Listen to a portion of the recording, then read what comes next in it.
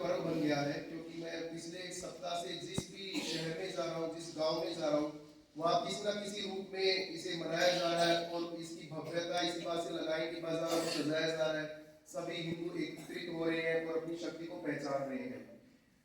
इसको मनाने का जो प्रमुख कारण यह भी है कि एक तो हमारे संघ के शताब्दी वर्ष के रूप में हम इसे मना रहे हैं, दूसरा संघ की तरफ से हमें यह समझाया जा रहा है कि इस जीवन में कुछ ऐसे परिवर्तन हैं जो हमें न केवल एक कामयाब सतर पे पहुंचाएंगे और उससे ज्यादा हमें एक जिम्मेदार नागरिक बनने की शक्ति प्रदान करेंगे। अगर सरल भाषा में समझे तो एक मनुष्य का जब जन्म होता है तो सबसे पहले उसका जो चारों तरफ का वातावरण होता है वो परिवारजनों से घिरा होता है। तो जो सबसे पहली हम बात लेके चल रहे हैं वो हम लेके चल रहे हैं कुटुंब प्रबोधन की, कि एक मनुष्य को सबसे पहले अपने माता पिता को, भाई बहनों को, इन लोगों को देखने का अवसर मिलता है। जब वो थोड़ा सा बड़ा होता है तो उसका अपने घर से बाहर निकलना होता है, अपनी चौखट से बाहर निकलना होता है। तब उसे पता चलता है कि परिवार के अलावा उसके आसपास और भी ऐसे लोग हैं जो मित्र हैं, संबंधी हैं या समाज में और लोग भी रहते हैं। तो धीरे धीरे वो सामाजिक प्राणी बनने की कोशिश करता है। अब जब वो इस कोशिश में लगा रहता है तो एक वो तुलनात्मक अध्ययन करता है कि समाज में और लोग कहाँ पे हैं और मैं कहाँ हूँ, उन्होंने ऐसा क्या किया है कि वो ऊपर बढ़ गए हैं या मेरी कहाँ ऐसी कमी रह गई है जहाँ अभी मुझे काम करने की जरूरत है। जैसे हम देखते हैं कोई बच्चा अच्छा कोर्स कर रहा है, उसको अच्छी नौकरी मिल गई है, अच्छा उसका कारोबार हो गया है,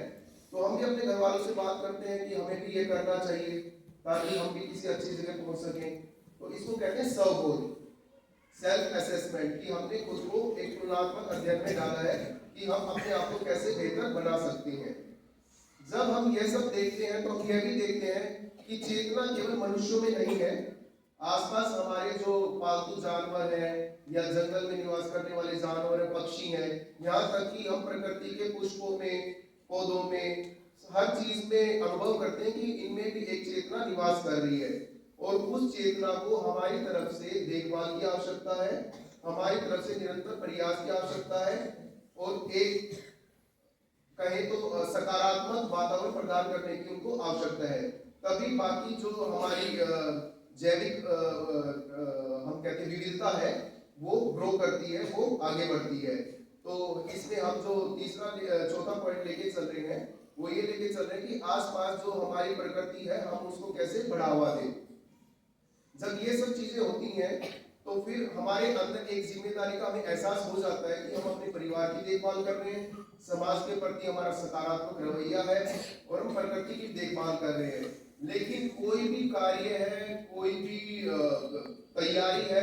वो एक नियमों में और अनुशासन में बंधी हो तभी अच्छी लगती है। तो इसको देखते हुए जो हमारे संविधान निर्माता थे, जो लोग जिन्होंने इस देश को खड़ा करने में अपना अहम योगदान दिया, उन्होंने हमें एक संविधान प्रदान किया कि इन बंधे हुए नियमों में चल के ही हम अनुशासन के तहत अपने देश का खुद का विकास कर सकते हैं और दूसरों को विकास करने के अवसर प्रदान कर सकते हैं। तो हमें अपने नागरिक मूल्यों को पहचानना है, क्योंकि देखो संविधान के नियम तो समय समय पर बदलते रहते हैं और वो इसी कारण बदलते हैं कि हम अपना सेल्फ असेसमेंट करते हैं, सोसाइटी का सेल्फ असेसमेंट करते हैं और फिर उसको एक तुलनात्मक अध्ययन करके कि अब उस चीज की जरूरत नहीं है तो हमें उसे छोड़ देना चाहिए और नए नियमों को ले आना चाहिए। वो इसलिए रहता है कि सबको एक समान अवसर प्रदान हो और सब अच्छे से विकास कर सके। तो जो हमारे 5 परिवर्तन है वो भी इन्हीं के चारों तरफ घूम रहे हैं। पहला, हमें जिम्मेदार नागरिक बनना है, अपने परिवार को संभालना है, जैविक विविधता का सम्मान करना है, प्रकृति का सम्मान करना है, एक सेल्फ असेसमेंट रखना है जिसमें हम ये भी कर सकते हैं कि हम अपना तिमाही या 6 माही या वार्षिकी एक ऐसा रिपोर्ट बनाए अपने पास घर में पुस्तक लेके कि हम इसमें इतना कोर्स कर लेंगे, इतना हमें अपग्रेड करना अपने मार्क्स को।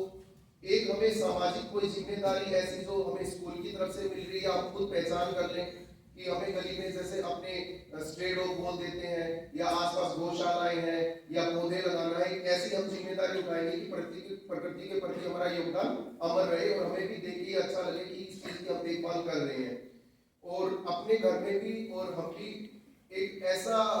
वातावरण बनाए कि जो देश के कानून है, संविधान है, उसको